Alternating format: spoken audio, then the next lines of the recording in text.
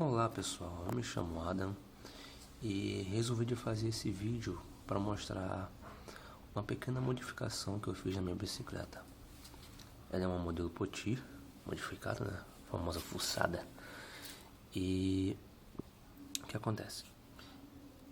O garfo dianteiro é um garfo de suspensão, basicamente normal, com o suporte para a colocação do freio a disco, sendo que o quadro da Poti, ele não permite essa modificação. Já existem empresas que estão fabricando esses quadros com o adaptador sem o sistema do V-Breaker, né? Isso aqui simplesmente é liso e que vem com a base de adaptação para você colocar o freio a disco. Sendo que o meu não tinha e eu não queria trocar de quadro, né? Não queria gastar R$150 para trocar de quadro. Até poderia, né? Mas não foi o caso. Eu preferi primeiro ter as rodas. Posteriormente eu posso fazer isso. Mas enfim. Eu resolvi de fazer isso aqui, ó. Isso daqui é um pedaço de barra de alumínio. Na verdade eu tirei isso aqui de uma cantoneira. Vou mostrar pra vocês aqui, deixa eu pegar.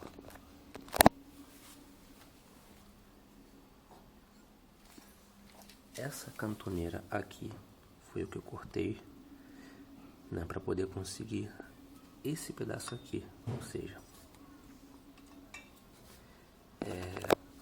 eu fiz o corte dela, depois fiz a medição. A medição, como é que eu fiz? Eu vim com a pinça, eu travei ela na posição e fiz a medição. Uma das formas fáceis que eu encontrei para fazer isso foi o que? Primeiro eu fiz o corte, esse corte aqui, né, de encaixe, e fiz a furação dela.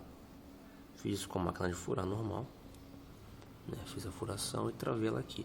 Depois dela travada aqui, eu coloquei ela na posição aqui, por dentro, e fiz a marcação dos dois furos e consequentemente furei para poder conseguir o ângulo. Claro que antes de eu fazer essa furação, eu acertei o ângulo por ele aqui, vendo pela base se ele não estava errado, né? Se ele não estaria pegando em nenhuma desses dois lados aqui. Feito isso, eu fiz, né, travei, fiz a marcação, furei, fiz a colocação. Essa foi a parte fácil. Devo ter demorado nesse processo aí 30 minutos. Eu sinceramente não contei o tempo. E depois disso veio a parte mais complicada. Por quê? O quadro da Poti, ele tem uma torção.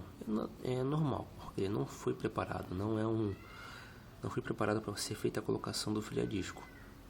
Então acontece. Ele é torcido, né? Esse quadro, né?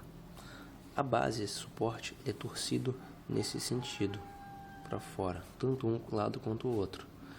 Então o que acontece? O freio a disco, por consequência, quando a pinça fosse travar ele, se eu deixasse normal, ia ser forçado. Então eu tive que colocar um diferencial, fazer a diferença, né? Como é que eu fiz isso? Aqui eu tenho 3 arruelas e embaixo aqui eu tenho uma, não dá pra ver, né? Tá bem justa.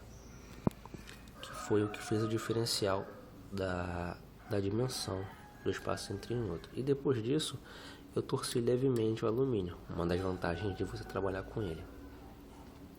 Depois disso fiz a regulagem, né? Fiz a regulagem da trava aqui por trás. Tem o regulador da pastilha estática, né, do freio a disco, onde você apertando, ele vai entrar mais e afrouxando, ele vai sair. Então você tem que regular isso aqui para poder ter o contato certo com o disco.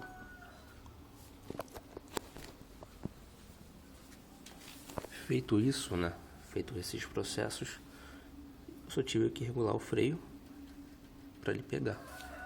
Nós temos aqui ela trabalhando, tá com um pequeno contato. Isso porque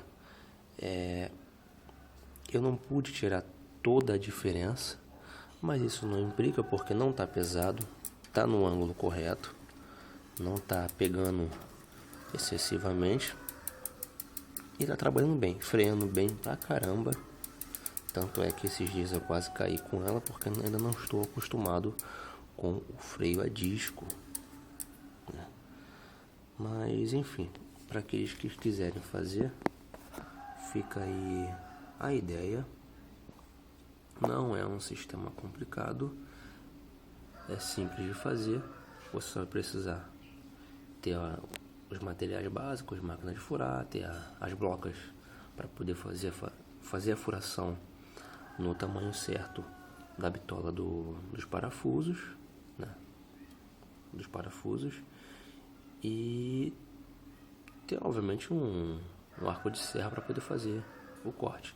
Esse aqui não está acabado ainda precisa ser acertado e eu vou pintar ele posteriormente, mas para questão de funcionamento tá passando ainda pelo teste. Ainda tô no 3º dia de uso, até agora sem nenhum problema.